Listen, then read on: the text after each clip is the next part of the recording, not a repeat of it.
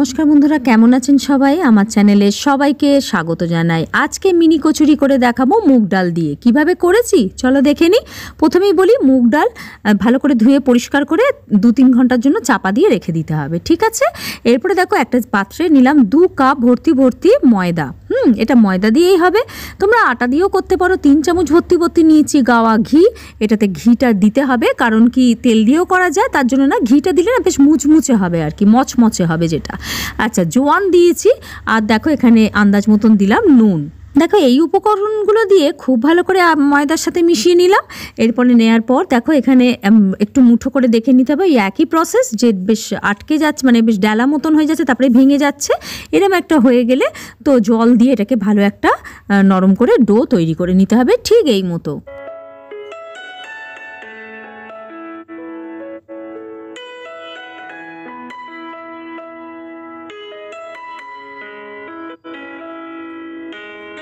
দেখো এখানে সম্পূর্ণভাবে ময়দাটা মেখে নেওয়ার পর ঢাকা চাপা দিয়ে 5 থেকে 6 মিনিট একটু চাপা দিয়ে রেখে দিলে ভালো হবে আর কি।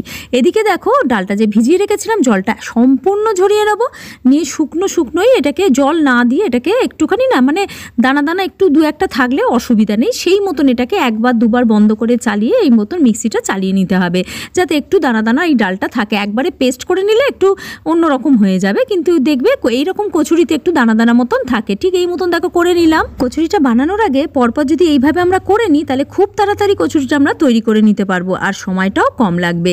তাই আমি আগে এইরকম প্রসেসে করে নিলাম। এবার চলো একটা মশলা তৈরি করে নিই। কেমন? এখানে দেখো গোটা ধনে দিয়েছি, জিরে দিয়েছি, আর একটুখানি দিয়েছি মৌরি। হ্যাঁ, মৌরির গন্ধ কিন্তু এতে থাকে। আচ্ছা, এটাকে ভালো করে একটু হালকা ভাজবো, কেমন, বেশি নয় কিন্তু। ভেজে নিয়ে ঠান্ডা করে এটাকে একদম একটুখানি গুঁড়ো করব, কিন্তু পাউডার ফর্মে করব না, দানা দানা থাকবে। একটা অন্য পাত্রে নিয়ে নিলাম একটু তেল, 1-2 চামচ মতন দিয়ে না একটু বেসন দিতে হবে।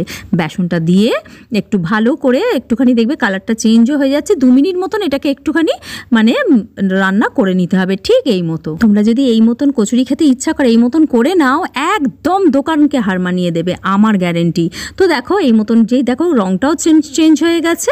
এরপরে এই যে মানে দানা দানা করে রাখা যে মশলাটা ভেজেছিলাম, সেটাকে গুঁড়ো করে দিয়ে দিয়েছি। নুন দিলাম, হলুদ দিলাম, কাশ্মীরি গুঁড়ো লঙ্কা দিলাম, আর দিলাম একটু হিং থাকে, দেখবে হিং দিলে না একটা যেন অদ্ভুত একটা স্বাদ আসে, তাই না? আর হজম করতেও সাহায্য করে।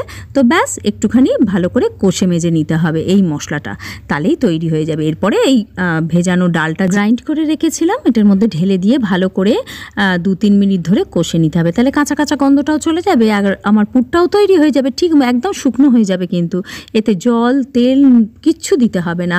আর দেখো একটু মিষ্টি হবে বলে দেখবে ভেতরে পুরটা একটু মিষ্টি মিষ্টি থাকে। হ্যাঁ, তো একটু চিনি দিয়েছিলাম। তোমরা যদি মনে হয় চিনি দেবে না, নাও দিতে পারো। এতে কিন্তু কাঁচা লঙ্কা কুচি, আদা কুচি দেয়া যেতে পারে, আমি কিন্তু দিইনি। কেমন? কাসৌরি মেথি দিয়েছিলাম, এটা অদ্ভুত একটা স্বাদ এনে দেবে। আর একটু না গোলমরিচ দিয়েছিলাম, যেহেতু আমি কাঁচা লঙ্কা দিইনি তাই আমি দিলাম মরিচটা। অদ্ভুত খেতে হয়েছিল। তোমরা এটা বাড়িতে করে দেখো বন্ধুরা, আর আমাকে কমেন্টের মাধ্যমে জানাতে একদম ভুল করো না, কেমন? তো দেখো এই মতন হয়ে গেল। এবার এটাকে ঢেলে দিলাম একটা পাত্রে, মশলাটাকে ঢেলে দিলাম, মিক্স যেটা তৈরি করলাম আর কি সেইটা। দেখো মশলাটা ঢেলে দিয়ে একবারে যে ঠান্ডা করে নিতে হবে অন্যান্য পুরের মতন, সেটা কিন্তু নয়, হালকা হালকা গরম থাকবে, নালে কিন্তু ঝুড়ো ঝুড়ো মতন হয়ে যাবে। এমনিতেই তো ঝুড়ো ঝুড়ো করেছি, খুব একটা জল টল তো দেওয়া হয়নি। তো দেখো হাতে না এরকমভাবে একটু মানে প্রেশার দিয়ে চেপে চেপে দিলেই একটু ছোটো ছোটো মানে বল টাইপের তৈরি করে নিতে হবে প্রথমেই, ঠিক এই মতন। সম্পূর্ণ মশলাটা দিয়ে পুরটা তৈরি করে নিলাম ছোটো ছোটো বল। এবার ময়দাটা দেখো একদম কি সুন্দর ফুলে গেছে, খুব সুন্দর ভাবে।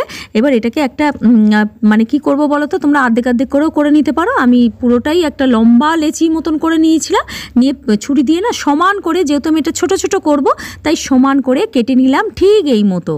কি বলো তো, আমি না হাতে করে লেচি কেটে দেখেছি, বড্ড না মানে ছোট বড় মাঝারি সাইজ হয়ে যায়। ছুরি দিয়ে না এই মতন যদি কেটে নাও এক সাইজের হবে। দেখো ঠিক এই মতন করে নিলাম লেচিগুলো, ব্যাস কিছুই না, খুব সোজা। একটু হাতে চেপে চেপে এই ছোট ছোট লেচিগুলোকে একটু ফ্ল্যাট করে নাও, নিয়ে যেগুলো পুরটা যেটা আমি তৈরি করে রেখেছি গোল গোল, ওটাও বলের মতন করেছি, ওর মধ্যে ঢুকিয়ে ব্যাস এই মতন করে একটা গোল আকার করে হাত দিয়ে চেপে চেপে ফ্ল্যাট করে দাও।